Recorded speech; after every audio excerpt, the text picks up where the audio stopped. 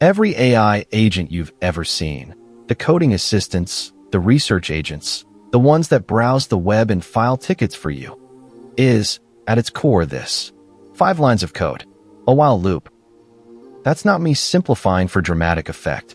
Strip away the product names and the funding rounds, and the architecture underneath really is. Call a model, maybe run a function, append the result, and go again. And here's the claim this whole video will defend. The model, the billion-dollar neural network everyone argues about, never actually does anything. It reads no files. It runs no commands. It touches nothing. It can't. Everything an agent does in the world is done by the most ordinary code imaginable. A loop somebody wrote in an afternoon. Which raises an obvious question. What exactly is the model doing in there? By the end of this video, you'll know precisely what happens inside one turn of that loop. Token by token, JSON by JSON, down to the one field that tells the loop when to stop. And at the very end, we'll build a working agent together in about 30 lines of pseudocode. 2 tools, 1 loop, no framework, no libraries. We'll get there. But first, I have to break something you probably believe. Because the picture in your head of what these systems are is almost certainly backwards. This is where agents actually live, not in a chrome skull. In data centers like this one, racks of GPUs on one side, rows of completely ordinary application servers on the other. 2 kinds of hardware, 2 very different jobs. On the GPU side sits the model, a giant file of numbers, being multiplied very fast. On the ordinary side sits the loop, plain application code, in whatever language your team already writes. And when an agent reads your codebase, or searches the web, or runs your tests, every bit of that work happens on the ordinary side, the side with logging, with retries, with an on-call rotation, and a pager that goes off at 3 a.m. Hold on to that split, because the biggest misconception about AI agents lives exactly on that boundary, and once you cross it, the magic has nowhere left to hide. And here's the part that makes this topic worth 25 minutes of your time. Once you see what the model actually is, agents stop being magic and become engineering you already know how to do. So, you hand an agent a task, find the bug in auth.py and fix it. 30 seconds later it reports back, I've read the file, and here's the problem. It read the file, right? That's the picture almost everyone carries. The model reached out, grabbed the bytes, looked at them. Some file reading ability, wired deep into the neural network. It's a completely reasonable picture. Half the industry's marketing leans on it. And it's wrong. Here's what a large language model can do. One thing. It takes a sequence of tokens, chunks of text, and produces the tokens that are likely to come next. That is the entire interface. It cannot open a file. It cannot run a command. It cannot make a network request. It cannot even see the clock. There is no hidden hand. Text goes in. Text comes out. That's the whole machine. Let that sink in, because it sounds too dumb to be true. The thing that just wrote your unit tests cannot list a directory. It has never seen your file system. It never will. So how did it read auth.py? It didn't. It wrote a request to read it. Structured text that says, call the tool named readFile with the path auth.py. And then it stopped. Literally stopped generating tokens mid-conversation and waited for someone else to act. Because that is the only move a model has. Emit text and halt. The thing that actually opened the file was the harness. The loop. Ordinary code on an ordinary server. Code with a process ID and a log file. Holding real permissions to touch the real disk. The harness parsed the model's request, ran an actual file read, took the bytes that came back, and pasted them into the conversation as a brand new message. Author, tool. Then it called the model again. From the model's point of view, the file contents simply appeared in the transcript between one call and the next, like a note slid under a door. So here's the mental model worth keeping for the rest of this video. The model is a brilliant advisor, locked in a sealed room. No windows, no phone, just a mail slot for paper. You slide questions in. It slides instructions out. And if a note says, Check the server logs. Someone in the hallway has to walk to the server, run the command, write down the output, and slide it back through the slot. The advisor never leaves the room, never touches anything, never even knows, for certain, that the hallway exists. And yet, from outside the building, it looks exactly like the advisor is running your infrastructure. That mail slot is an API call. The person in the hallway is your while loop. And the agent, the thing with the name and the logo, is the two of them taken together. Neither one is an agent alone. Which raises the real question of this whole video. What exactly travels through that slot? Let's slow one single turn down, all the way down, and read it frame by frame. Turn 1 begins with the harness building a request. Not just your question, a whole package assembled from parts. And once you've seen the parts, you've seen basically everything agents are made of. Part 1, the system prompt, the standing orders. You are a coding agent. You work step by step. You ask before destructive changes. It's plain text, invisible to the user, and the harness controls every word of it. Part 2, the conversation so far. Every user message, every model reply, every tool result, in order. A model has no memory between calls. None at all. So this transcript is its entire world. And part 3, the part most people never see, the tool schemas. A JSON list, riding along with every request. Each entry carries a name, a description in plain English, and a spec for its parameters. Like this. Name, read file. Description, reads a file from the workspace. Parameters, path, type string, required. That's a tool, as far as the model is concerned. A form it could choose to fill in. And that description isn't documentation for humans.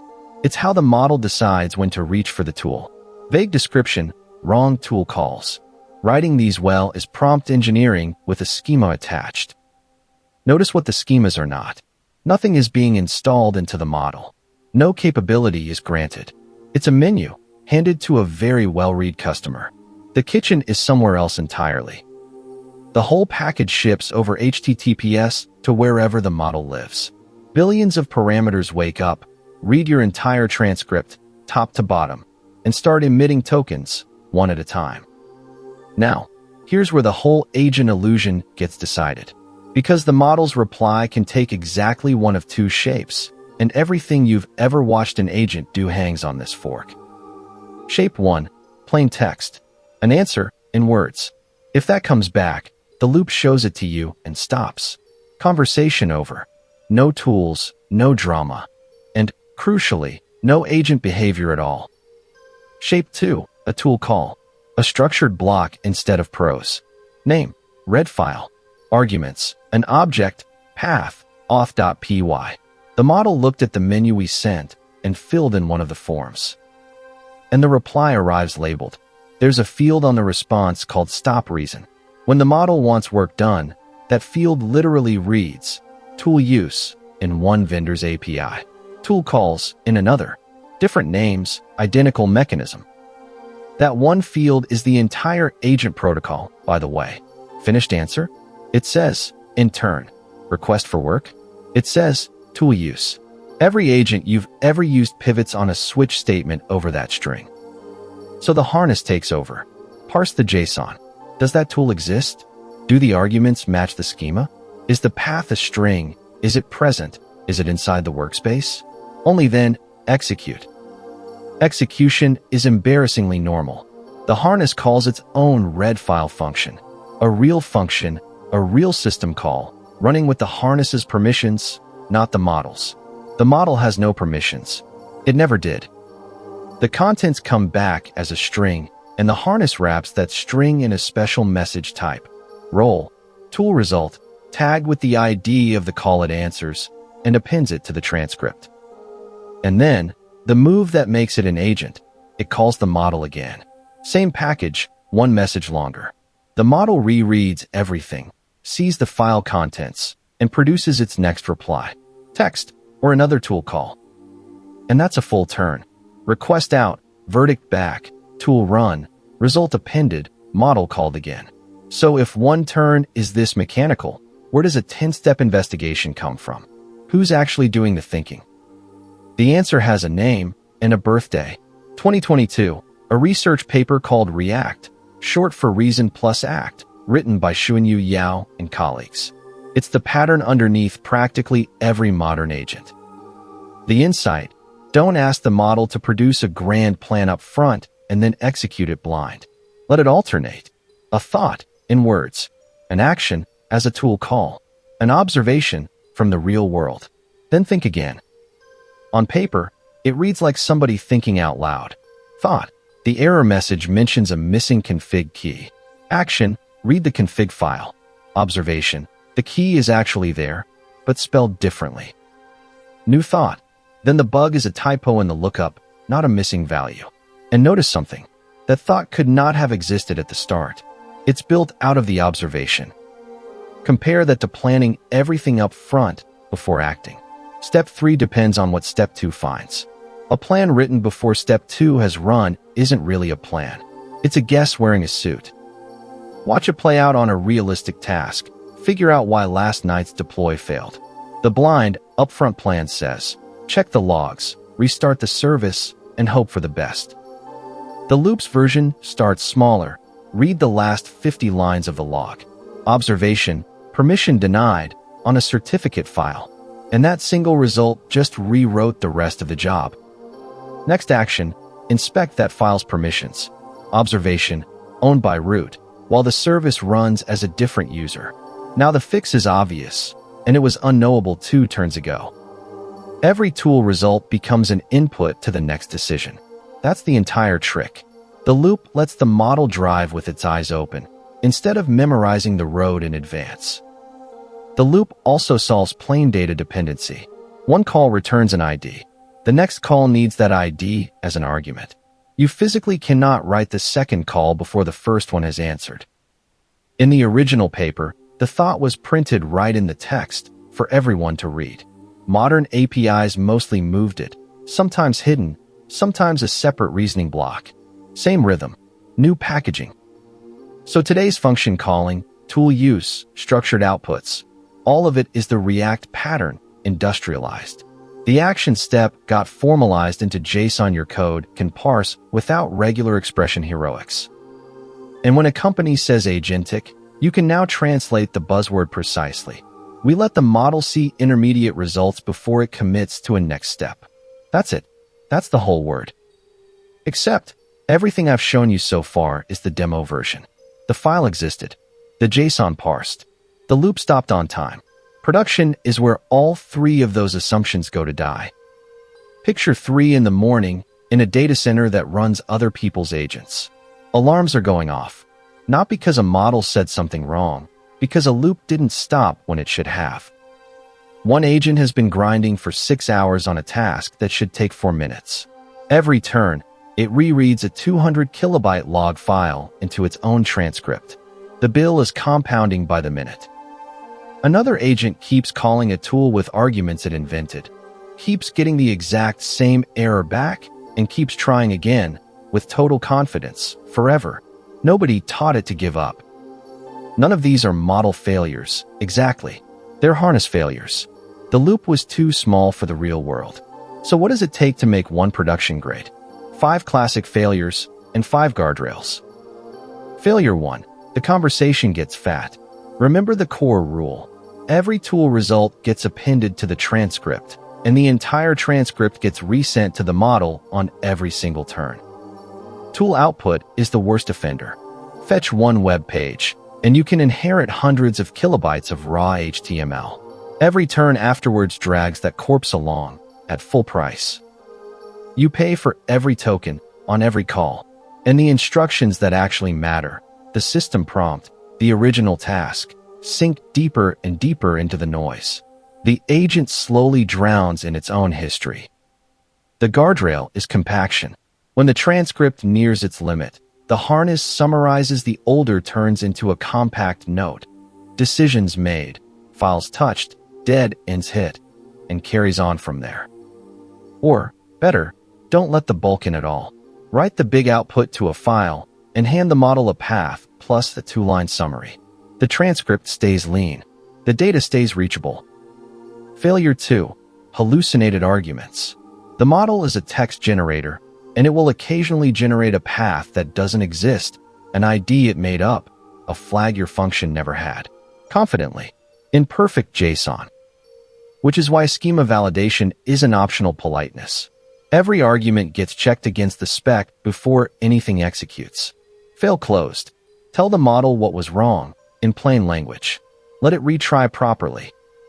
Failure 3. The loop that won't die. A model that always has one more confident idea can orbit a problem forever, burning tokens on every pass. And every orbit costs real money. So every serious harness carries a max turn count, 20, 50, whatever fits the job, plus a wall clock timeout. Past the line, the loop stops itself and reports to a human. Failure 4. Error handling. The naive loop pastes a raw stack trace into the conversation and hopes. Sometimes that works. Often it's 1,000 tokens of noise, pointed at nothing. Grown-up harnesses classify errors first. Transient network blip? Retry it yourself, silently. Bad input. Tell the model, in one clean sentence. Same failure, 3 times in a row. Circuit breaker. Stop the loop. Failure 5. The one that keeps security teams up at night. If a tool can run shell commands, the model can generate a destructive one. Not from malice. It's a plausible token machine, and destructive commands are plausible tokens.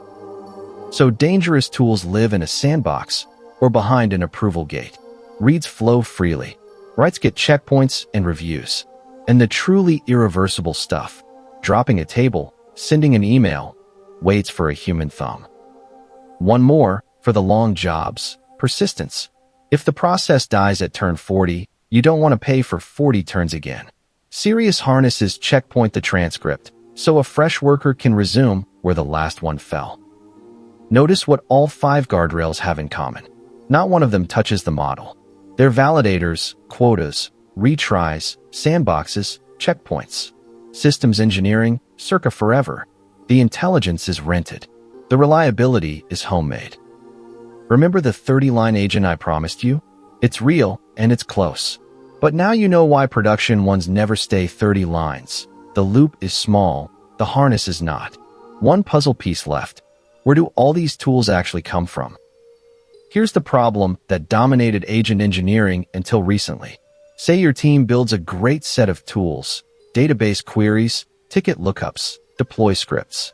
Months of careful schema writing and permission design. Those tools live inside your harness. Your language, your framework, one vendor's API format. The team next door wants the same tools in their agent. They rewrite them from scratch. Again, multiply that across an industry. Every app, times every tool, times every model provider's format. Thousands of teams, handwriting the same adapters, slightly differently, forever. Pure waste, industrialized. Then, in November 2024, an open standard arrived to kill that waste, the Model Context Protocol. MCP.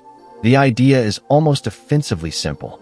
Tools stop being private code inside your app and become servers. An MCP server is a small program with one job. Here are my tools. Here are their schemas. Call me when you want one executed. Any agent that speaks the protocol can connect to it. The agent asks, "What have you got?" And the server answers, names, descriptions, JSON schemas. Sound familiar? It is the exact same shape we saw in the request package earlier. Discovery isn't an afterthought here. It is the protocol. USB is the metaphor everybody reaches for, and honestly, it's earned. Before USB, every device shipped its own connector, and every laptop needed a different port. After USB, one shape, and everything plugs in. One MCP server for your database, one for the browser, one for the file system, right at once, and any MCP speaking agent, in any app, can discover it and use it. And notice what didn't change. The model still just emits tokens. The loop still executes everything. MCP standardizes the wiring between the loop and the tools. Nothing more, nothing less. which is exactly why it could win. It didn't ask anyone to abandon their secret sauce. It's a plug shape, and through 2025, the major model vendors adopted it, one after another. Public MCP servers went from a handful to thousands: databases, browsers, file systems, project trackers.